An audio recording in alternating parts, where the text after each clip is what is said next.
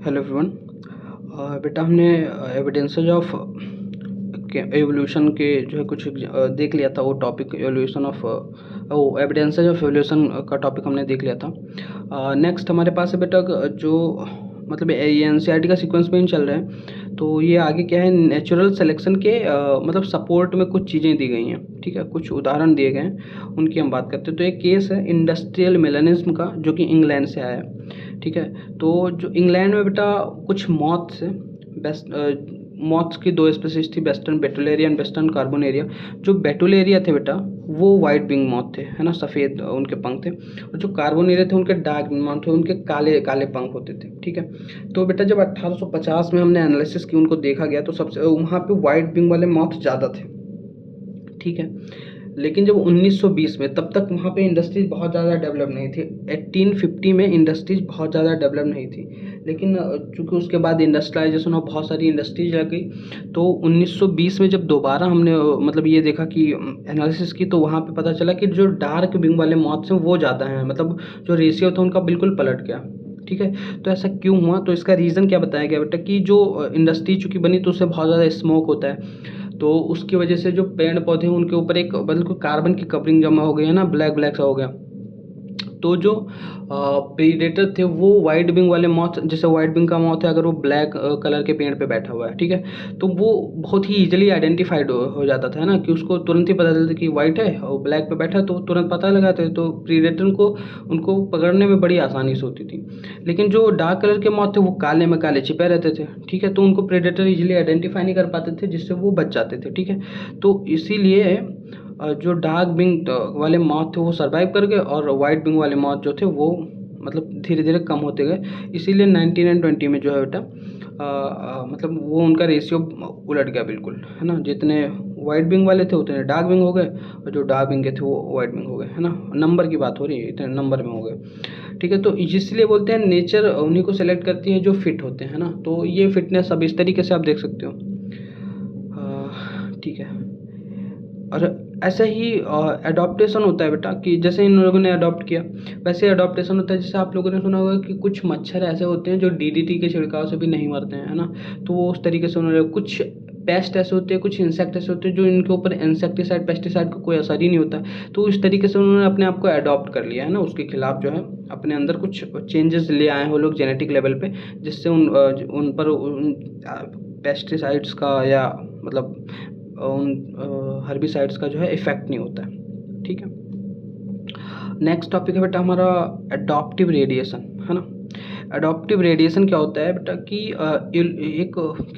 एक different species का एक मतलब आइसोलेटेड एरिया हो, एक आइसोलेटेड एरिया के अंदर ही बहुत सारे डिफरेंट स्पीसीज का एवोल्यूशन हो, जो कि एक पॉइंट से शुरू होकर उसी मतलब आइसोलेटेड एरिया में बहुत सारी स्पीसीज का फॉर्मेशन हो जाना किसी एक स्पीसीज से, उसको हम एडॉप्टिव रेडिएशन बोलते हैं। तो बेटा जब ये अपनी ओया के दौरान डार्विन जो है ट्रेवल कर रहे थे, तो एक आइलैंड पे गए थे जिसका नाम था गैलापैगोस आइलैंड।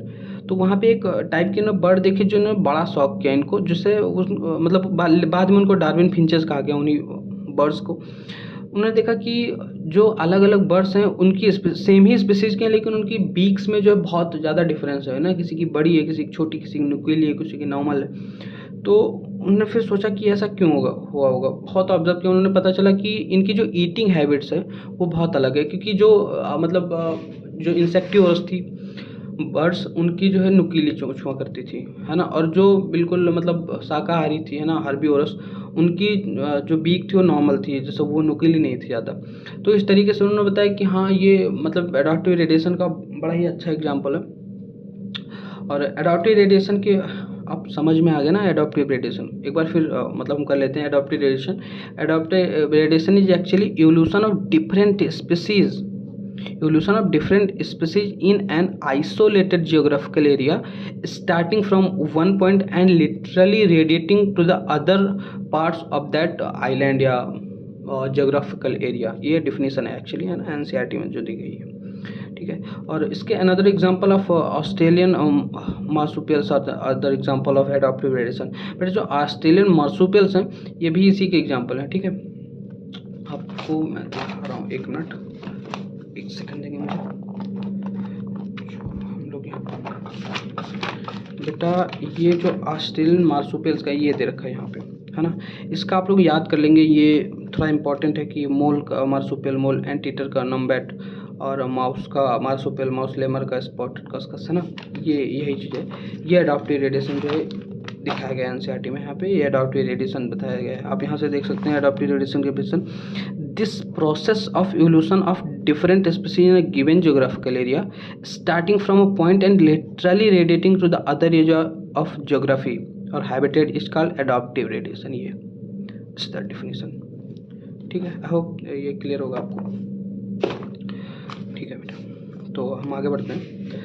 और नेक्स्ट, अगर बेटा एक ही एरिया में, जैसे समझ लो कि एक कोई बहुत ही आइसोलेटेड सा आइलैंड है, ठीक है, उसमें एक से ज़्यादा अडॉप्टिव रेडिएशन एक ही टाइम पे हो रहे हैं, तो हम इसको कन्वर्जेंट इवोल्यूशन की तरह कंसिडर करते हैं। फिर से सुनेंगे, अगर एक ही आइसोलेटेड एरिया में एक से ज़्यादा अडॉप्टिव रेडिएशन एक ही टाइम पे हो रहे हैं, तो उसको हम कन्वर्जेंट इवोल्यूशन कंसिडर करेंगे। ठीक है, ठीक है। नेक्स्ट है बायोलॉजिकल इवोल्यूशन, जो टॉपिक है बेटा एनसीईआरटी का, बायोलॉजिकल इवोल्यूशन। इसमें बेसिकली हम डार्विन की थियरी का थोड़ा बहुत देखेंगे, फिर लैमार्क की थियरी देखेंगे। तो सबसे पहले क्या बताएगा कि rate of appearance is linked with the life span. इसको थोड़ा ध्यान समझेंगे। रेट ऑफ अपीयरेंस का मतलब होता है बर्थ, बेसिकली बर्थ, है ना। अगर हम किसी ऑर्गेनिज्म की बात करते हैं, लिविंग ऑर्गेनिज्म की, तो rate of appearance is actually birth. तो बर्थ कितनी होगी, रेट मतलब होता है कि किस रेट पे कि कितने बच्चे पैदा हो रहे हैं। ठीक है, तो एक यूनिट टाइम में कितने बच्चे पैदा हो रहे हैं, ये डिपेंड करता है कि उनके लाइफ स्पैन कितनी है। जैसे आपने बैक्टीरिया कल्चर प्लेट देखी होगी, मतलब देखी नहीं होगी, सुना होगा उसके बारे में। तो बैक्टीरिया की लाइफ स्पैन मतलब कम होती है, ठीक है। या फिर इंसेक्ट की बात कर ले हम, इंसेक्ट की लाइफ स्पैन 1 से 2 वीक तक होती है ना, बहुत कम होती है। तो उनको बहुत ही ज़्यादा नंबर में देखो, उनका प्रोडक्शन बहुत ज़्यादा ही होता है ना, बहुत हाई होता है। तो इसलिए बताया गया कि rate of appearance is linked with the life span से, कहीं ना कहीं जो है लिंक है लाइफ स्पैन से ही इनका रेट ऑफ अपीयरेंस, है ना। तो और सेकेंड थिंग है nature select for the fitness. ये जो बेटा फिटनेस है ये उन कैरेक्टर पे बेस्ड है जो कि इनहेरिटेड होते हैं। नहीं समझ में आया बेटा, ये जो नेचर सेलेक्ट फॉर फिटनेस, जो फिट होता है उसी को नेचर सेलेक्ट करती है। और ये जो फिटनेस होती है वो कुछ कैरेक्टर से डिसाइड करी जाती है कि है ना, कुछ कैरेक्टर हैं हमारे जो हमारी फिटनेस को डिफाइन करते हैं, और वो कैरेक्टर इनहेरिटेड होते हैं, मतलब एक जनरेशन से दूसरे जनरेशन में ट्रांसफ़र होते हैं ना। ये वही कैरेक्टर होते हैं जो एक जनरेशन से दूसरे जनरेशन में ट्रांसफ़र होते हैं। ठीक है, तो and next, fitness is the, ये बहुत इंपॉर्टेंट लाइन है बेटा, fitness is the end result of the adopting ability and get selected by the nature. जैसे नेचर में कुछ बदलाव हुआ, ठीक है, और हम उसके अनुसार अपने आप को ढाल ले गए, है ना, हम अडॉप्ट कर ले गए, और उसके बाद में हमें नेचर ने सेलेक्ट कर लिया। जैसे कुछ बदलाव हुए उसके अनुसार हम ढाल लिए अपने आप को, तो हमको नेचर सेलेक्ट ही करेगी। तो उसके बाद में हमें बोला जाएगा कि हाँ वी आर फिट। तो ये फिटनेस क्या है, वो एक एंड रिजल्ट है अडॉप्टेशन का, और उसके बाद में सिलेक्शन बाय द नेचर का। नेचर ने हमें सेलेक्ट किया है, तो उसका जो एंड रिजल्ट है वो है फिटनेस, है ना। ठीक है, और बेटा डार्विन की थियरी के जो 2 की कॉन्सेप्ट थे वो हैं नेचुरल सिलेक्शन है, और एक तो है ब्रांचिंग डिसीजन। ब्रांचिंग डिसीजन समझिए वही कि एक इन्होंने बताया कि जो वेरिएशन होते हैं बेटा, जो स्मॉल वेरिएशन होते हैं, वो एक जनरेशन से दूसरे जनरेशन में आइडेंटिटी ट्रांसफ़र होते हैं, है ना। समझ रहे हो कि वेरिएशन जो होता है, वेरिएशन एक्चुअली क्या है, small change in the gene, है ना। वो क्या होते हैं, एक जनरेशन से दूसरे जनरेशन में जो है मतलब इनहेरिटेड हो जाते हैं ना, ट्रांसफ़र हो जाते हैं। तो इसी के थ्रू उन्होंने ब्रांचिंग, जैसे कि ब्रांचिंग डिसीजन मतलब होता है एक जनरेशन में कोई वेरिएशन है, फिर वो नेक्स्ट जनरेशन में आया, फिर नेक्स्ट में आया, फिर नेक्स्ट में आया, तो इसी को ब्रांचिंग डिसीजन बोलते हैं ना। और नेचुरल सेलेक्शन, तो branching decision and natural selection are the 2 की concept of the Darwinian theory, है ना। उसके बाद में बताता है लैमार्क की थ्योरी। लैमार्क जो है थे वो फ्रेंच नेचुरलिस्ट थे, है ना। तो इनके अकॉर्डिंग बताया गया कि इन्होंने जिराफ का एग्जांपल लिया था। इन्होंने बताया कि जैसे पेड़ की हाइट धीरे धीरे बढ़ती गई, तो जिराफ ने अपनी गर्दन लंबी लंबी करते करते बहुत ही लंबी गर्दन हो गई, है ना। ये इस थ्योरी को बहुत लोग, किसी ने एक्सेप्ट किया नहीं था, पर फिर भी ठीक है। और इन्होंने बताया कि जो कुछ एक्वायर्ड कैरेक्टर होते हैं बेटा वो इनहेरिटेड हो जाते हैं, the few acquired character become inherited of the some time. लेकिन ऐसा नहीं होता है। इसकी हाइपोथेसिस, खाली हाइपोथेसिस थी जिसको डिसअप्रूव किया था वीजमैन ने। वीजमैन ने क्या किया कि कुछ चूहे लिए और उनकी 20 जनरेशन उनकी पूँछ काटी, लेकिन उसके बाद में भी जो चूहे आ रहे थे उनमें पूँछ थी, ठीक है। तो उन्होंने बताया कि अगर ऐसा होता कि एक्वायर्ड कैरेक्टर इनहेरिट होते तो बिना पूंछ के चूहे पैदा होने चाहिए थे। अच्छा, इसके कंट्रोवर्सी में कुछ और भी चीज़ आ रही है, जैसे हमारे इंडिया में क्या होता है कि हमारी जो गर्ल्स होती हैं वो उनके नाक कान में पहनने के लिए जो है ईयररिंग्स पहनने के लिए उनके कान में जो है होल किया जाता है। तो ऐसा ये तो बहुत टाइम से होता आ रहा है, तो क्या ऐसा ऐसा तो नहीं होता है कि जो और लड़कियां पैदा होती हैं उनका कान पहले से सीधा रहता है, ऐसा नहीं होता है ना। तो ये सारी चीज़ें जो है डिसअप्रूव करी उन्होंने लेमा की थियरी को। और हाँ, एक चीज़ और है, जो डार्विन थे वो एक मतलब थॉमस माल्थस थे, उन्होंने पॉपुलेशन के ऊपर एक कुछ अपना आर्टिकल लिखा था, उससे बहुत ही इन्फ्लुएंस थे ना, इसीलिए इन्होंने अपना काम भी करना स्टार्ट किया था। ठीक है, नेक्स्ट बेटा मैकेनिज्म ऑफ इवोल्यूशन, कि how does the evolution occurred, है ना। हम मैकेनिज्म ऑफ इवोल्यूशन की बात करेंगे कि इवोल्यूशन हुआ है कैसे हुआ है। तो इवोल्यूशन जो है वो बेटा वेरिएशन की वजह से हुआ, कुछ ना कुछ चेंजेस हुए हैं, है ना।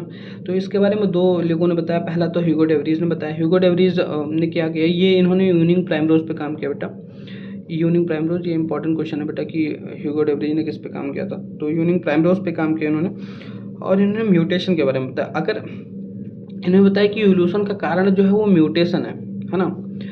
म्यूटेशन क्या होता है, चेंज इन द जीन, है ना, या तो कुछ ऐड हो जाए जेनेटिक लेवल पे या कुछ वहाँ से डिलीट हो जाए, ठीक है, तो उस चीज़ को हम म्यूटेशन बोलते हैं। उन्होंने बताया कि mutation are the random and directionless, जो म्यूटेशन होते हैं वो बहुत ही रैंडम होते हैं और डायरेक्शनलेस होते हैं, उनका कोई फिक्स डायरेक्शन नहीं होता, वो कुछ भी हो सकता है ना, इधर उधर कुछ भी कर सकते हैं। और वो सिंगल स्टेप में, उन्होंने बताया कि सिंगल स्टेप में बहुत ही लार्ज म्यूटेशन होता है जिससे बिल्कुल नई स्पीसीज ही बनती है फिर। तो इस प्रोसेस को इसने साल्टेशन का, साल्टेशन मतलब होता है बेटा सिंगल स्टेप लार्ज म्यूटेशन, एक ही स्टेप में बहुत ज़्यादा चेंज हो जाना, ठीक है। तो ये ह्यूगो डे वरीज ने क्या कहा कि एक स्टेप में बदलाव होता है और ढेर सारा बदलाव एक ही साथ में होता है जिससे एवोल्यूशन होता है, ठीक है। जबकि इनके बिल्कुल खिलाफ थे डार्विन की थियरी में उन्होंने बताया, उन्होंने वेरिएशन की बात की, उनके हिसाब से कि वेरिएशन बहुत ही स्मॉल होता है ना और डायरेक्शनल होता है ना। इन्होंने बताया कि जो बहुत एवोल्यूशन इज जो वेरी स्लो प्रोसेस है ना, ऐसा नहीं होता कि आज वेरिएशन होगा अगले दिन नई स्पीशीज बन गई। एवोल्यूशन इज ग्रेजुअल प्रोसेस, बहुत ही स्लो होती है, और वेरिएशन जो होता है वो एक जनरेशन से दूसरे जनरेशन में ट्रांसफर होते हैं, और ये बहुत ही स्मॉल होते हैं ना, छोटे छोटे होते हैं और डायरेक्शनल होते हैं, ठीक है। जो डार्विनियन वेरिएशन थे वो स्मॉल थे और डायरेक्शनल थे, है ना। तो ये दो थियरीज दी गई, और ये बेटा हाइपोथेसिस है, मैं फिर बता रहा हूँ ये हाइपोथेसिस है, इन लोगों ने खाली माना है, इस चीज़ का कोई क्लियर कट एविडेंस नहीं है कि क्या हुआ था एक्चुअल में, ठीक है, ये बस हाइपोथेसिस है। तो इन दोनों लोगों ने अपनी अपनी बात बताई। और नेक्स्ट है बेटा हार्डी वीनबर्ग इक्विलिब्रियम, ये इंपॉर्टेंट टॉपिक है ये भी। तो हार्डी वीनबर्ग इक्विलिब्रियम में क्या बताया कि जो एक हमारी कोई भी पॉपुलेशन है, एक मतलब एक ज्योग्राफिकल एरिया में कोई पॉपुलेशन रह रही है, ठीक है, तो उसका जो एलेलिक फ्रीक्वेंसी है वो कांस्टेंट रहती है, वो दैट इज स्टेबल, है ना, वो बदलती नहीं है, और जनरेशन टू जनरेशन क्या होता है वो कांस्टेंट रहती है एलेलिक फ्रीक्वेंसी। और gene pool remain constant, gene pool क्या होता है बता, total gene and their allele, total gene and their allele दोनों को मिला के हम जीन पूल कहते हैं, उनका जीन पूल किसी भी पॉपुलेशन का कांस्टेंट रहता है, ये हार्डी वीनबर्ग इक्विलिब्रियम के अनुसार। अगर इस जो एलील की फ्रीक्वेंसी इसमें कुछ बदलाव आता है तो ये वेरिएशन कॉज करेगा, उसकी वजह से एवोल्यूशन होगा, ठीक है। ये हार्डी वीनबर्ग इक्विलिब्रियम के थोड़ा बताया गया। और कुछ फैक्टर्स हैं बेटा जो हार्डी वीनबर्ग इक्विलिब्रियम को अफेक्ट करते हैं, जो कि है जीन माइग्रेशन और gene flow, second is genetic difference, third is mutation, fourth is genetic recombination, next is natural selection.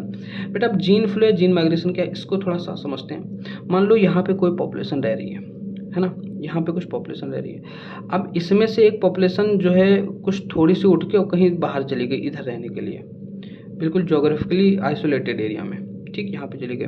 तो हार्डी वीनबर्ग की थियरी के अनुसार क्या है कि इसकी जीन में कुछ नई चीज़ें ऐड होंगी, ठीक है, इसके जीन पूल में कुछ नया ऐड होगा, जो पॉपुलेशन यहाँ से यहाँ शिफ्ट हुई है, और वही चीज़ यहाँ से डिलीट हो जाएगी, है ना, इस यहाँ से डिलीट होगी और यहाँ पे वो चीज़ इंट्रोड्यूस होगी, ठीक है। इस प्रोसेस को हम क्या कहेंगे, जीन माइग्रेशन कहेंगे, इसको हम क्या कहेंगे, जीन माइग्रेशन कहेंगे।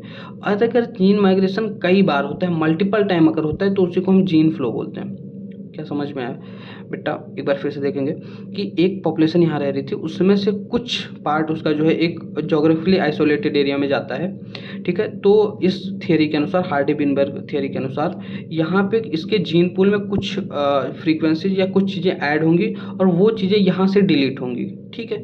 तो इसको हम जीन माइग्रेशन बोलते हैं। और अगर जीन माइग्रेशन कई बार होता है, ठीक है, मल्टीपल टाइम होता है, तो उसको हम जीन फ्लो बोलते हैं, ठीक है।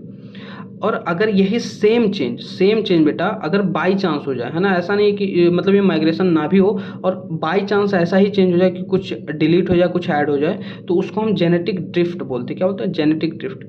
बाकी म्यूटेशन आप लोग जानते होंगे, जेनेटिक रिकॉम्बिनेशन मियोसिस के दौरान होता है बेटा। मियोसिस के दौरान मियोसिस 1 में प्रोफेज 1 होता है, उस प्रोफेज 1 के जो है पैकेटिन स्टेज में क्रॉसिंग ओवर होता है ना, और उसमें डिप्लोटीन में फिर कियास्मेटा बनता है। जब उसी को जेनेटिक रिकॉम्बिनेशन बोलते हैं, मतलब मतलब क्रोमोसोम के बीच का जो मटेरियल होता है वो एक्सचेंज होता है, तो उसके द्वारा भी जो है हार्डी-विनबर्ग इक्विलिब्रियम जो है अफेक्ट होता है।